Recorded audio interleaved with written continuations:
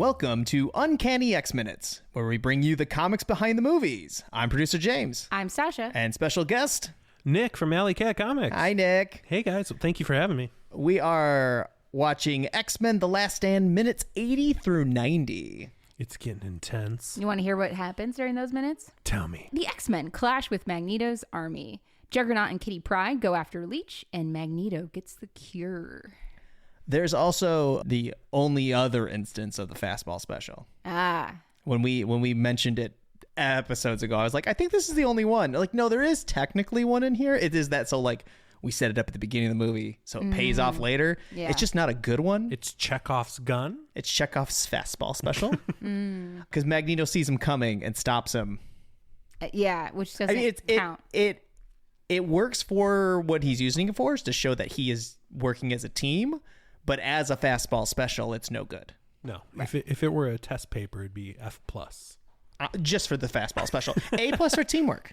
A for effort. Oh yeah, that was great. A little bit of everybody, but you gotta land it. You gotta land it. Stick the landing. Close only good for horseshoes and hand grenades. Anyway, that's right. So there is one part of this though that isn't in the description, and because it's weird, they chase down both Dr. Rao and Warren Worthington II.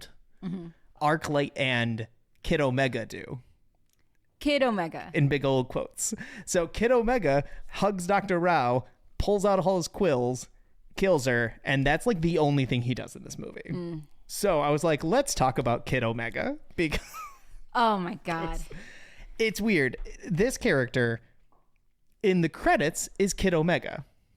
Everything else that, like, if you go into like the fan wikis and everything, they call him Quill because he is, for all intents and purposes, Quill. Kid Omega that's not his power set. No, and all. We'll go into Kid Omega's power set.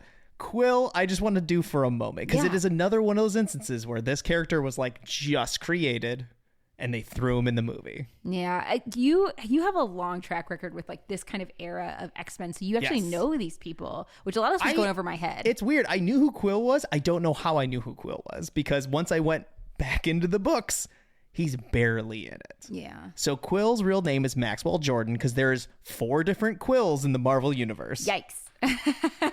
And he's the most recent. So he was in New X-Men #1. So this is volume 2, also referred to as Academy X. Okay. And he is mostly a background character. Yeah, so that book was kind of like a fresh take. It was like a New Mutants kind of book. Yeah, exactly. It was when it was New X-Men was in X-Men, correct? The Morrison run. Yes. And then this was really the first actual new X-Men. Because wasn't New X-Men like just they changed the title in the run and kept the numbering. And they kept the numbering. Whereas this one is New X-Men #1. Yeah.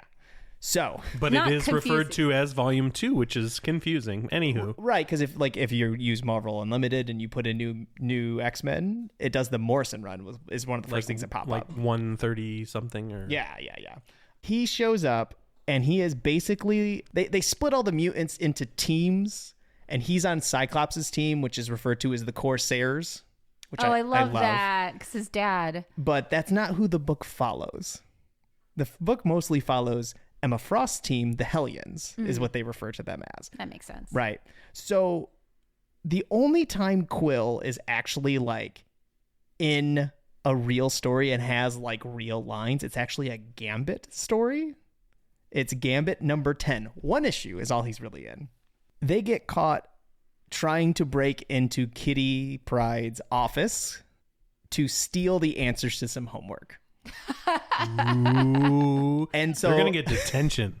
Well, that's in the thing. Danger room. Gambit shows up and they're like, Gambit, you get to take care of these kids. They're in trouble. And so when she goes away, Gambit is trying to steal something out of Rogue's room, which is a bit of adult video with him and some other lady that someone mailed to Rogue. Gambit. I know. I mean, there's like, I think there's story to that of why it happened. Doesn't matter. So he's like, you know what? The reason you got in trouble is you got caught. So let's have a little bit of thieving class. Thieving training. So little sleight of hand. That's basically all the issue is them doing it, and Gambit gets pulled off to do a thing, and we don't see Quill and the other characters, break into Rogue's room, get the disc for him, and that's the end of the issue. That is literally all he does. He shows up in like House of M as like part of the attack team, like the SHIELD attack team. Okay. And then he finally gets killed by the Purifiers in the real 616. no. He's one of the... It's like the next time that Stryker shows up. Right. Past what we talked about last time. Ugh.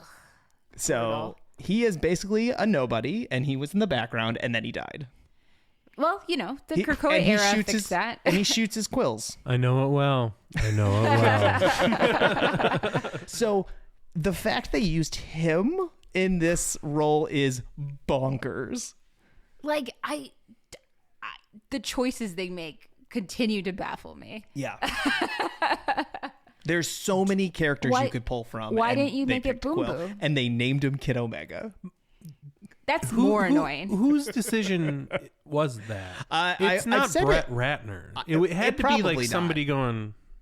It most likely is the screenwriters. You think so? It might even be a little bit of the studio. But you're right. When you have access to them all, you want them pick new stuff. One. No. Well, like if you you want the one that everybody wants. No, there's 30 of them. No, new does work. Like if you look at like Iron Man 3, they went with the Extremis storyline. That was great. And that's a good storyline that was somewhat new when that movie came out. Oh, yeah. Right. Absolutely. So like when the iron's hot, sure, the characters they're picking are not hot characters. Right. It's like Guardians of the Galaxy. Yeah. Yeah. I think they were maybe trying to see if people liked these characters is what I think, but it's weird. It's so strange that they decided to call him Kid Omega. Clearly they picked Quill and then they backed out immediately and called him something different, which is just odd. Yeah. Anyway. So they named him Kid Omega, and instead of talking about Quill any longer, well, there's just not much more to talk about. It seems like. Yes, no, I've done it. We're done. The whole That's thing? it. That's really. I mean, So he's mostly in the back because even who's when the guy out there like Quill's probably my favorite mutant. It's the guy who's usually in the background of things. They're like, I like being not really the center of attention. And, Yeah, I mean, Storm's okay, but Quill. But have you ever thought about Quill? No. Who? Exactly.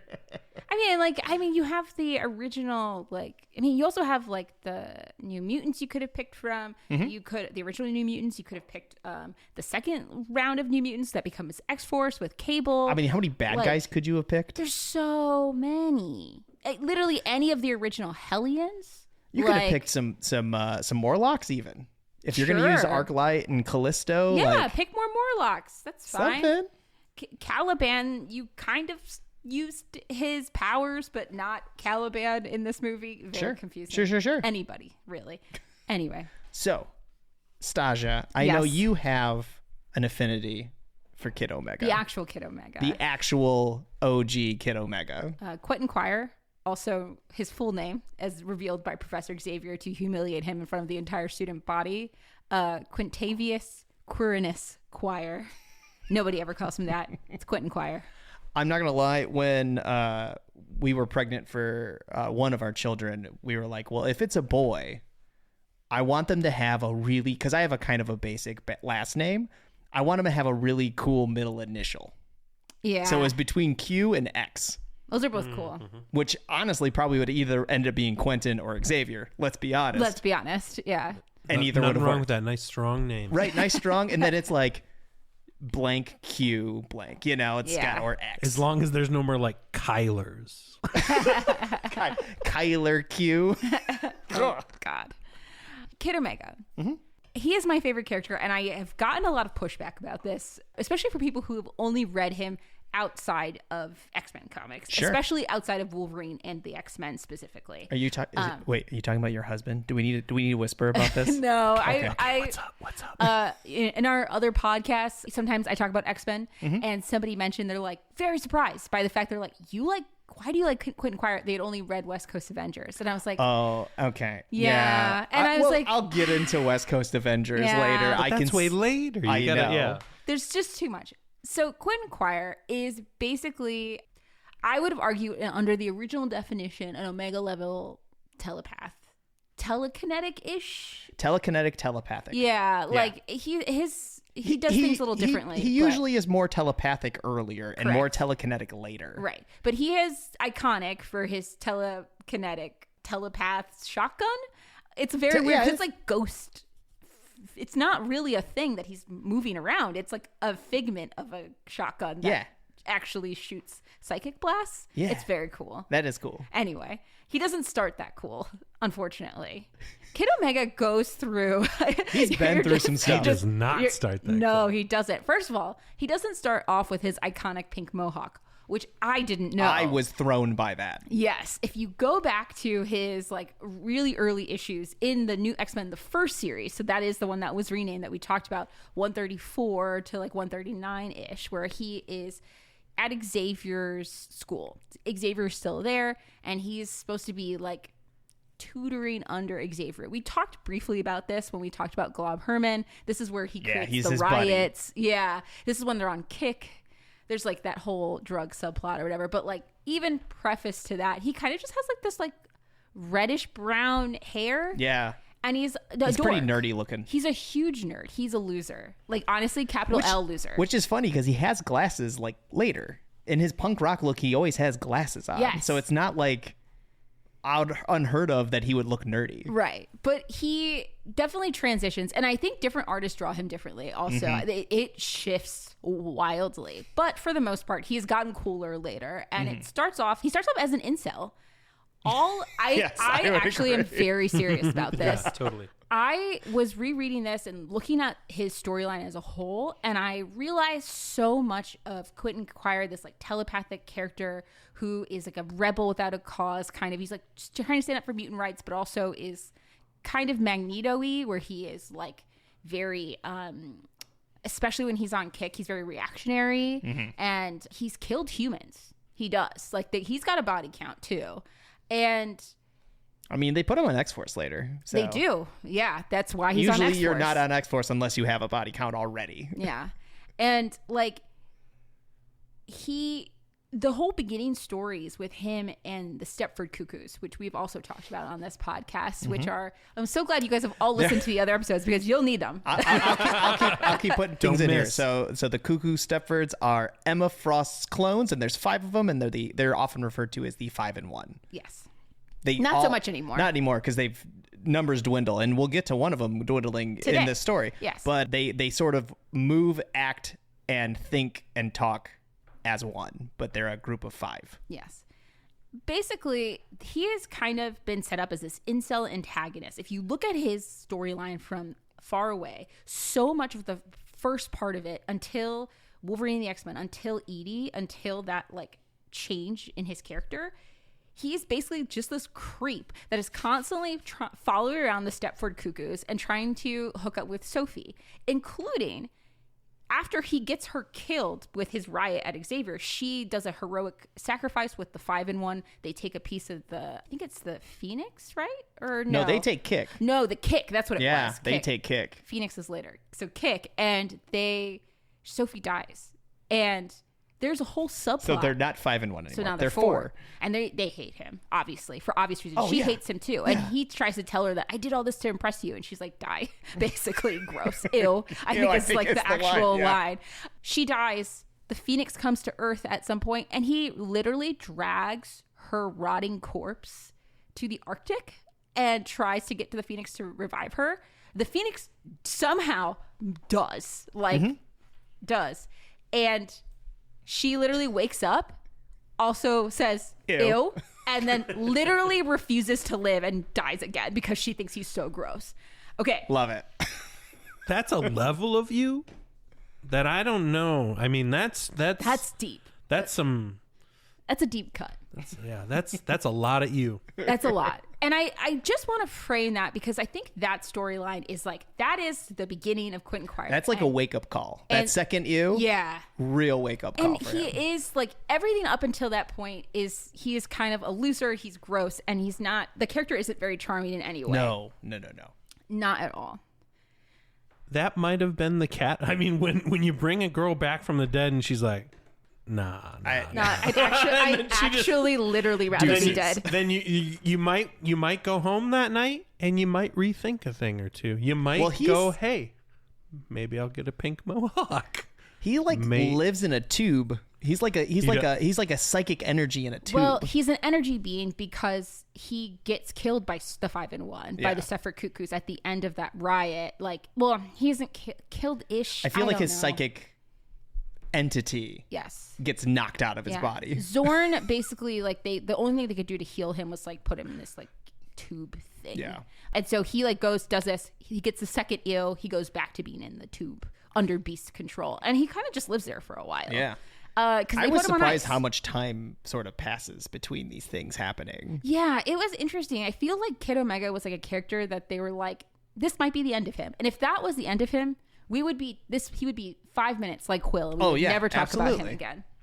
However, that is not what happened. They decided to pick him back up, which I think was really good because there is some interesting pieces here. So, for example, like there's a lot of ties between him and the Phoenix Force throughout his stories too, because he is a crazy good telepath. Like the reason he brings Sophie to the Arctic and he knows the Phoenix is there is because the Phoenix comes to Earth and like, stopped by at the wrong house because she was the Phoenix Force is like, tons of telepathic power. Jean too. Jean is not here on Earth. So I think they thought Quentin was Jean at first because he's so powerful. Yes. And so like that sometimes can like give you kind of the scale, right? Of like Quentin Quire is a really strong person, but he's also a kid and he's also a jerk.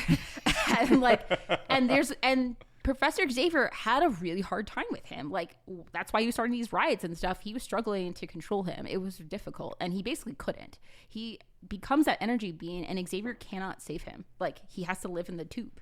He gets better. Okay. As with all things. I believe it was Cade Kilgore, the younger kid that runs the Hellfire Club that ends up like rescuing him post decimation. So this is like after Utopia. We're like fast forwarding a little bit here. That's what I'm saying. He was in that tube for a long time. And like there's like a thing in Utopia where he gets defeated in Cerebra by the Cuckoos, whatever. It's fine. It just basically, again, was to show like the separate Cuckoos outgrew him. And this is what I mean. Like he was kind of the foil to them as they were like evolving and they were growing and like he was like this very strong telepath and they weren't because they were 5-in-1. Yeah. And then at Nation of X #2, never mind. Quentin Quire sucks. Like they're better even without Sophie. They're 4-in-1 or whatever, and they're awesome now. And like that's cool. But the really interesting part is after this when he like leaves to go hang out with Wolverine. So, and we've talked previously about him truth bombing the UN. Yes. This is post that. Yeah. Yeah. He escapes because of he's angry about decimation and Cyclops and stuff like that. Whatever. He's creating chaos. That's fine. What he do. Schism happens. He gets forced to go to Wolverine school as a prisoner. Captain America gives his okay. Long story. Don't ask. But basically, he gets to be in Wolverine and the X-Men, which we've talked about before, but is the school where Wolverine is like, Cyclops, stop using child soldiers. You're ruining everything. I'm going to make a real school instead of you just basically having a military base with children, which in all honesty, fair. Like Wolverine had a point here. Yeah. Quentin Quire is the only person that doesn't get to choose. Yes, everyone gets a choice, but Quentin Quire gets dragged away by Wolverine. Which is funny because then, like, he is famously known because we said he has a punk rock look. He is one of the few people who are constantly changing outfits. Yes. The outfit style is the same. It's usually a blazer with like some sort of T-shirt with a message on it. Yeah. Which is funny because me and Stasia are both wearing T-shirts with some of his messages on. We are. I'm wearing the Days of Future Pasta T-shirt. It's literally got a plate of pasta on it. I got one that says Cyclops was right. He also has one where Magneto was left. I love that one too. But you sent me one of the good ones. He had one that said Dark Quire Saga. I'm gonna have a full collection of just we gotta Quentin find Quire that one. T-shirts. Yeah. He also had a Magneto was right one. He's had a ton. Do you remember? Do you ever remember when Wolverine was cool? Me neither. Yeah, like he's had a couple of those. Yeah. That was when he was at the Wolverine school. Yeah, a lot of the real peak ones are when he's Wolverine in the X-Men, for sure. Yeah. West Coast Avengers has some real good ones. That's where the Dark Quire Saga comes from. Yeah. But like he meets his future self, who is a host of the Phoenix. Correct. So he knows eventually he will be the host of the Phoenix. Yeah, and this is not a split timeline future. This is during the period of time where Beast had invented like real time travel in the same. This is when they had the 5 young X-Men that we keep bringing so now, up. Yeah, that was such a huge part of X-Men. It really, you don't realize it wild. until you start doing research how big of an event that was. Because I remember reading it and being like, oh, this is cool. And I loved reading it. And now you're like, oh, we keep coming back to that. Touched everything forever. Really it really was shocking. It was, but like, so he goes to school with Wolverine, and while he's there, this is when his reformation period is. This is when he's drawn super cool. The first shot, it's actually one of the coolest shots. Look up on Google, Quentin Quire, political prisoner, because it's one of my favorite shots from the comic, and it will come up because it's him lying flat because he's in detention. It's the first day of school at the Wolverine and the X-Men, and because last time he was out on media day on the first day of school, he caused a riot. Kitty Pryde basically set Lockheed to watch him in detention. And he is like throwing the desks. He's got like his hands behind his head lying flat on the floor with like paint, with like red paint being like, I'm a political prisoner all over the tile. It's such a great, like, and it's from a top down point of view camera shot.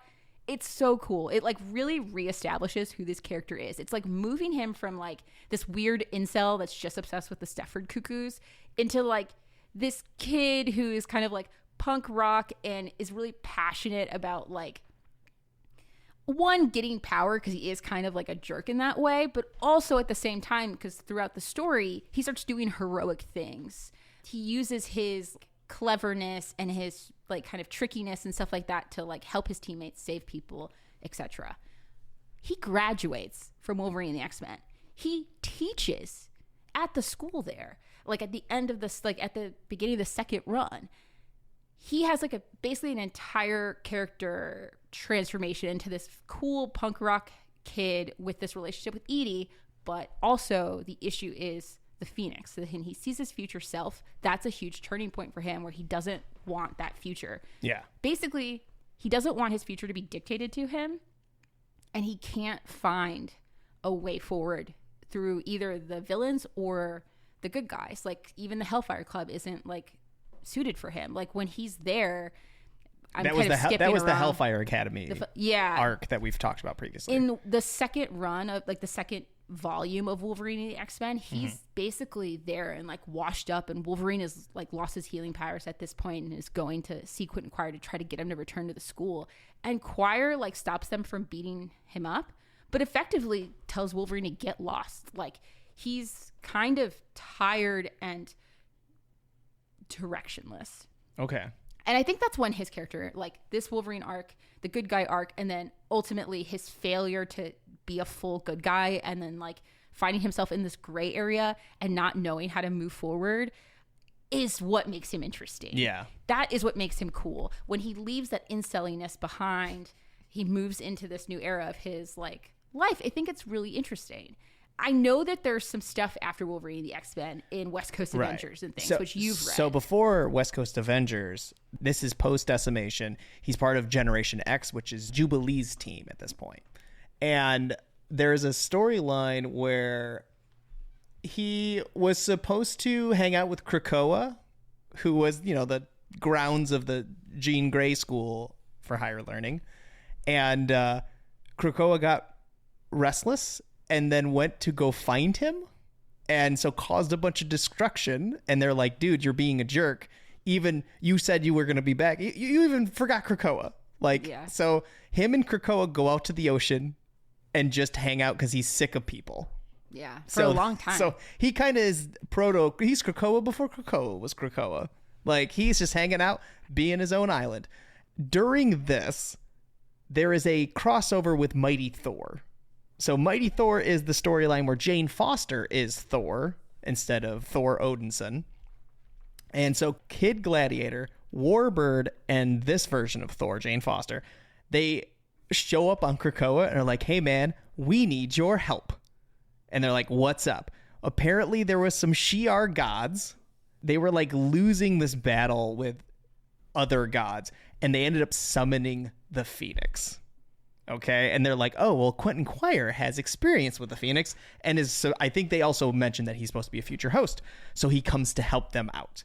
So Quentin makes his way into the White Room, which is this dimension that the Phoenix exists in. It's a weird thing. Like that could be a whole episode in his own, probably, and discusses with the Phoenix and persuades it to give him a little bit of the Phoenix power, and then it will leave the battle. And this is where it starts going back to Earth to find the time-displaced Jean Grey.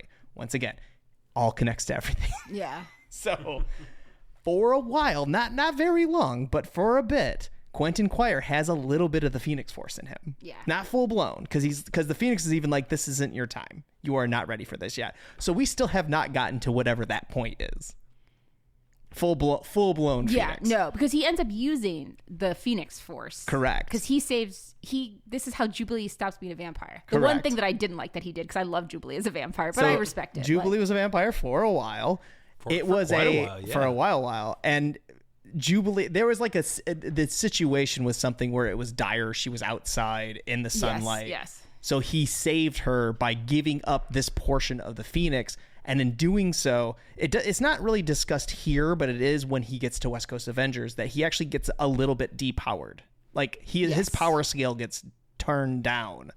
Which makes sense because he was really overpowered at introduction. Well, that was the point, is that he was Omega from the get-go. Right. So now he's not quite so Omega. Right. In West Coast Avengers, which is that's a fun team because it's Kate Bishop creating the West Coast Avengers again, because it used to be a thing where it's her, Clinton Barton, so 2 Hawkeyes, which is weird. 2 Hawkeyes, America Chavez, a new guy named Fuse, I believe. He's not very big. He's Kate's boyfriend. That's about all that matters there. Gwenpool, Quentin Quire. Okay. Quentin is he's kind of a jerk through most of it, but it's more like, it's like no one really takes him seriously, and he's really just the shield for all the people who don't really have superpowers. Which makes sense because he's like a telepath, teleconnect. He can create the bubbles like Jean Grey, right? Yeah. Yeah, so that he ends up bubbling a lot of people and moving them around, and he's just like, is that all I'm here for? Like, he does not get a fair shake in this show. The only thing that's interesting is his relationship with Gwenpool. They just start kissing a bunch, and they're kind of in a relationship, and then it fizzles. But like, if you've only read Quentin Quire in West Coast Avengers, it is not a good representation of Quentin Quire. Yeah. That makes a lot of sense. Because like, I also feel like it's kind of like post depression for Quentin Quire. Yes, exactly. Yeah. Like it makes sense for his character you followed him through X-Men. Right. But I feel like if you just come in at that point of his life where he's like been kind of beaten down. Yeah, he doesn't have a direction. He doesn't know what he wants to do. And he thought this might help. I will give a shout out for West Coast, because the West Coast Avengers is only 10 issues. It's very, very short. But it did give us Jeff the Land Shark, if you're a big fan of him, and I am, and a character named Brodock. Okay. Go on. What's Brodock stand for? Brodock stands for Bio-Robotic Organism Designed Overwhelmingly for Kissing. Oh, I've heard this. I he forgot, is just and like I remember this. A hunky blonde surfer dude who never wears a shirt, but has slightly too big of a head. And he's trying to like romance the ladies and like wants to help out the West Coast Avengers. Arms and legs are a little bit smaller. Just a little bit. Because here's the kicker. Spoiler alert for West Coast Avengers. They're all like, that's just MODOK. Like, let's be real here. That's just MODOK. So the first story starts with like a 90-foot Tigra trashing the city, and he helps out. He created Tigra. All the women that like he turned into Brodock, it is MODOK, turns into Brodock, tries dating ladies. They all give him the cold shoulder, so he turns them into giant monsters. I see. Like you do. That sounds like MODOK, to be honest. That tracked. I was like, yeah. It sounds right? So they turned him back to Brodock, back to MODOK. All the ladies get turned back, and there's one lady who is a giant dragon that's like, nah, I want to stay a giant dragon. So you got another one of those in the Marvel U. So it's just like a lady who just wants to be a dragon now. I respect that. I do respect that. They're like, but you're going to eat people. She goes, I'm a vegetarian. They're like, all right, we good. That's incredible. And I think that's kind of what he does almost like a little before Krakoa. Yes. There might be a little bit more in there that there's not much, honestly. No, it after actually that. is not. Look at that. Yeah. He's in Gwenpool Strikes Back, which the whole West Coast Avengers are, and then X-Force #2, Right. Krakoan In era. Krakoa era. Yeah. Yeah. He goes dark for a little bit. Because I was following after Wolverine the X-Men, but I didn't think to check West Coast Avengers. Oh, yeah. So I got to go back and read that. Well, they talk a lot about how his power sets dwindled since then. It's shifted down. Just That dialed makes down a little bit. so much more sense So, now. but they seem to make it think it's that. He also has a shirt that says, I devamped Jubilee and all I got was this shirt. Oh, that's actually really funny. So All right. that's a good one, too. But yeah, no, then he's in X-Force, and that's X-Force. Krakoa, and that's, Yeah. And he's pretty good in that one. There's like Yeah. a lot of callbacks. I didn't love that he starts dating one of the cuckoos in X-Force. It's probably Sophie again, I would I think it imagine, is, right? actually, yeah. It's hard to tell because there's so many of them. Yep. And I don't love it. Because isn't there one point where in the with the Stepford Cuckoos, one of them started going by a different name? Yes. That's true. So that doesn't help either.